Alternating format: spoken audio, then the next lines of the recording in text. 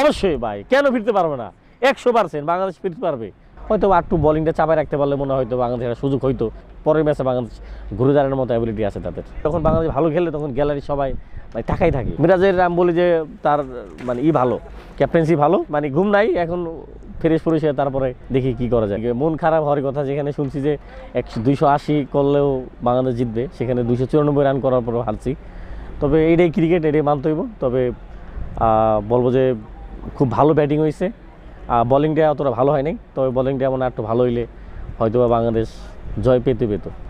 তা ওদিক দিয়ে আন্ডার 19-এর জয়, একদিকে তো আনন্দ, এদিক দিয়ে ভাবছিলাম ভাইরাও জিতবো। তবে এই টিমে দেখেন মানে সাকিবুল হাসান নাই, সাকিব ভাই নাই, তারপরে যেমন ধরেন শান্ত থেকে শুরু করে, তারপর যেমন ধরেন অনেক খেলোয়াড় নাই, মোস্তাফিজ, মানে মুশফিক ভাই হৃদয়, অনেক বড় বড় খেলোয়াড় নাই। তারপরও বাংলাদেশ 294 রান, বলো যে এটা খুব ভালো খেলছে। হয়তো একটু বলিংটা চাপায় রাখতে পারলে মনে হয়তো বাংলাদেশের সুযোগ হয়তো জিতার, তা হয় নাই। তবে আমি মনে করি যে তারপরও বাংলাদেশ পরের ম্যাচে বাংলাদেশ ঘুরে দাঁড়ানোর মতো অ্যাবিলিটি আছে তাদের। এই যে মাঠে বসে খেলা দেখলেন, আমেরিকার থেকে অনেকে এসছে, এখানে 10-12 জন আছে, কেমন মনে হলো সেন্ট কিটসটা আসলে আপনার কাছে এই প্রথম ম্যাচটা গ্যালারিতে বসে? মানে বিদেশে মাটিতে খেলা দেখার অনুভূতি তো অন্যরকম ভাই, অন্যরকম। কারণ দর্শক কিন্তু বেশি থাকে না হয়তো, আর ওয়েস্ট ইন্ডিজের মাটিতে তো বিভিন্ন জায়গা থেকে মানুষ আসে, তারপরও 7-8 জন ছিল। তো অনুভূতিটা আসলে অন্যরকম। মানে যখন বাংলাদেশ ভালো খেলে তখন গ্যালারি সবাই মানে টাকাই থাকে, তারপর তাদের মানে অন্যরকম একটা আগ্রহ, বাংলাদেশ এত ভালো করতেছে।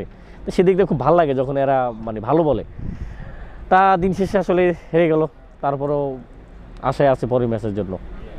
এখন কি চিন্তা করছেন পরের ম্যাচ কেন্দ্রিক, যেহেতু এখানে 3টা ম্যাচ, আপনার কি মনে হয় যে বাংলাদেশ দল এই মাঠে ঘুরে দাঁড়াতে পারবে? এবং অবশ্যই দেখেন, টেস্টে বাংলাদেশ কিন্তু খুব খারাপভাবে হারছে প্রথম ম্যাচটা, সেকেন্ড টেস্টটা কিন্তু বাংলাদেশ খুব ভালোভাবে জিতছে, কামব্যাক করছে। আর অবশ্যই সম্ভব। কারণ আর টিমে দেখেন এখন কিন্তু সবাই নতুন, তা সব দিক দিয়ে মিলে বলবো যে কখনো সুযোগ আসবে, ওই সুযোগটা যদি কাজে লাগাইতে পারে ভালো। মিরাজের ক্যাপ্টেন্সি প্রথম মাঠে বসে দেখলেন, হ্যাঁ কেমন লাগলো? মিরাজের ক্যাপ্টেন্সি তো অনেক ইন্টারন্যাশনাল ম্যাচে খুব কম দেখা হয়েছে, বিপিএল থেকে শুরু করে অন্য খেলা দেখাইছে। তো ক্যাপ্টেন্সি খুবই ভালো ছিল। মানে যেভাবে সে ব্যাটিং করছে, সে ধরে খেলছে এক পাশে, আরেক পাশে দেওয়া অন্যরা হিট করছে।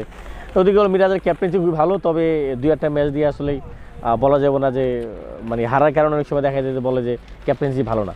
মিরাজের আমি বলি যে তার মানে ভালো, ক্যাপ্টেন্সি ভালো। তবে ওই সুযোগ দিলে মানে অনেক ভালো করার মানে চান্স আছে। আপনার ঘুম ঠিকঠাক মতো হয়েছে এই 55 ঘন্টার জার্নির পর? জেটল্যাগ কাটছে? মানে 55 ঘন্টা জার্নি করে যখন আসলাম এখানে, আসার পরে ঘুম আর কি, বাংলাদেশ খেললে ঘুম মানে খেলতেছে কিসের কি মানে ঘুম নাই এখন, ফ্রেশ পরিষে তারপরে দেখি কি করা যায়। কারোর সাথে কথা হয়েছে টিমের সব তো খেলোয়াড় সবাই কাছাকাছি, তা কথা হয় না। দেখি কালকে হোটেলে যাবো কালকে। কি বলবেন, মানে কাকে কি বলতে চান? না, হোটেলে কখনো গেলে খেলা নিয়ে কখনো আলাপ করি না, এমনি মানে খোঁজখবর রাখা। খেলা নিয়ে কখনোই আলাপ করি না ভাই। যখন ভালো করে তখন যে বলি হ্যাঁ ভাই অনেক ভালো করছেন, কিন্তু এছাড়া যখন খারাপ করে তখন আর ওই খেলা নিয়ে আলাপ করি না। মানে এটা মানে এড়াই যায়, কারণ স্বাভাবিক, কারণ তারা নিজেরাও জানে যে খারাপ খেলছে, মনও খারাপ থাকে। তা ওগুলো বারবার মনে করলেও তো খারাপ লাগে, সেই জন্য কখনোই খেলা নিয়ে কথা বলি না। হোপফুল আপনি বাংলাদেশ সিরিজে সমতায় ফিরতে পারবেন? অবশ্যই ভাই, কেন ফিরতে পারবে না? 100% বাংলাদেশ ফিরতে পারবে।